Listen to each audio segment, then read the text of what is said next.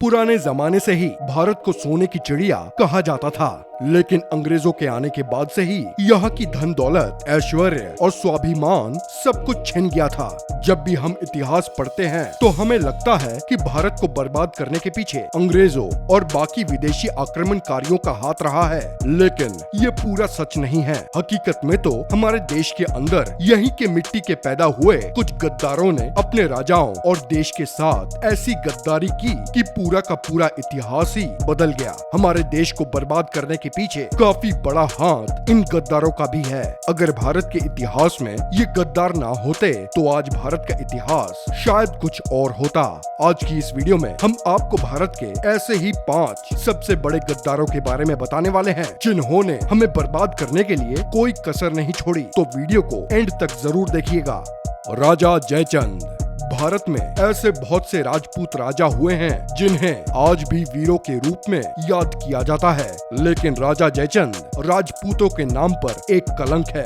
भारत में विदेशी घुसपैठियों को शय देने वाला पृथ्वीराज चौहान जैसे वीर योद्धा के पीठ पर खंजर घोंपने वाला, अपनी बेटी को विधवा करने वाला कोई और नहीं बल्कि जयचंद ही था। जयचंद के बारे में एक मशहूर कहावत है, जयचंद तूने देश को बर्बाद कर दिया, गैरों को लाकर हिंद में आबाद कर दिया। जयचंद कन्नौज का राजा था और दिल्ली के चौहान राजा पृथ्वीराज चौहान से उनकी दुश्मनी काफी पुरानी थी, लेकिन पृथ्वीराज चौहान को जयचंद की बेटी संयोगिता से प्रेम हो गया था और उन्होंने उससे जयचंद की मर्जी के खिलाफ शादी भी कर ली थी। इस वजह से अब जयचंद पृथ्वीराज को और ज्यादा नापसंद करने लगा था और मौके की तलाश में था कि कैसे उसे पृथ्वीराज से बदला लेने को मिल जाए। इसी बीच जयचंद को पता चला कि तराइन के पहले युद्ध में हारने के बाद मोहम्मद गोरी भी पृथ्वीराज से अपनी हार का बदला लेना चाहता है। जयचंद ने पृथ्वीराज से अपनी पुरानी दुश्मनी का बदला लेने और दिल्ली की सत्ता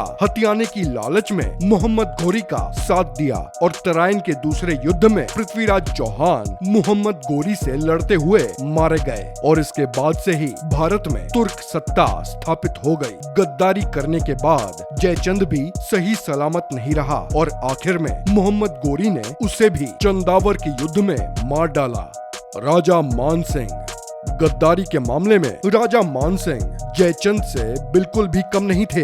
एक तरफ जहां महाराणा प्रताप भारत को अक्षुण्ण बनाने की कोशिश में दर दर भटक रहे थे, जंगलों में रहकर घास की रोटियां खा रहे थे, मुगलों से अपनी सत्ता को बचाने के लिए अपना सब कुछ दांव पर लगाए हुए थे, वहीं हमारे देश में कई ऐसे भी वीर राजपूत थे जो मुगल की ओर से उनकी सेना की अगुवाई कर रहे थे और इनमें से एक थे मुगलों के सेना प्रमुख मान सिंह। राजा मान सिंह आमेर के कछवाहा राजपूत थे और मुगल दरबार में मनसबदार और मुगल सेना के प्रधान सेनापति थे। महाराणा प्रताप और मुगलों की सेना के बीच 1576 में लड़े हुए हल्दी घाटी के युद्ध में वो मुगलों के सेनापति थे। इस युद्ध में महाराणा प्रताप वीरता से लड़ते हुए बुरी तरह घायल हो जाने के बाद जंगलों की ओर भाग गए थे और मुगलों से बचकर जंगल में रहते हुए उन्हें हराने के लिए और अपना राज्य वापस लेने के लिए संघर्ष कर रहे थे।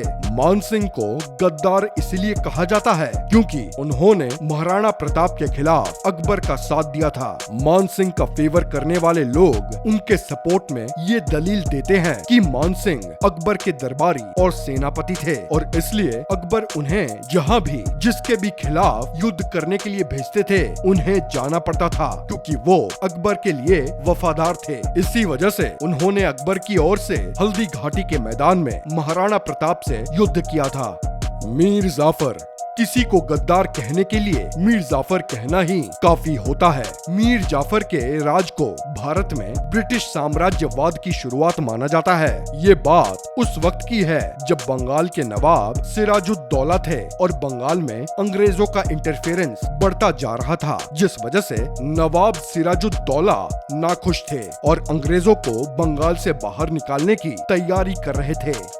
मीर जाफर उस टाइम नवाब सिराजुद्दौला की सेना का एक प्रमुख सेनापति था। बंगाल की सत्ता पर कब्जा करने की लालच में वो अंग्रेजों से जा मिला और अंग्रेजी कमांडर रॉबर्ट क्लाइव से उसने एक समझौता भी कर लिया। 1757 में जब नवाब सिराजुद्दौला और अंग्रेजों के बीच पलासी का युद्ध हुआ तो मीर जाफर के अंडर जो सेना की टुकड़ी थी, मीर जाफर ने उसे युद्ध के मैदान में अंग्रेजों से लड़ने के लिए आगे बढ़ाया ही नहीं, जिस वजह से नवाब सिराजुद्दौला पलासी का युद्ध हार गए और उन्हें अपनी जान बचाकर मैदान से भागना पड़ा। लेकिन मीर जाफर के बेटे ने उन्हें ढूंढ निकाला और उनकी हत्या कर दी। लेकिन मीर जाफर यही नहीं रुका, उसके बाद उसने सिराजुद्दौला के परिवार की सभी महिलाओं की हत्या करवा दी। जिस जगह सिराजुद्दौला की हत्या की गई थी उसे आज भी नमक हराम देवड़ी के नाम से जाना जाता है। मीर जाफर 1757 से 1760 तक बंगाल का नवाब रहा,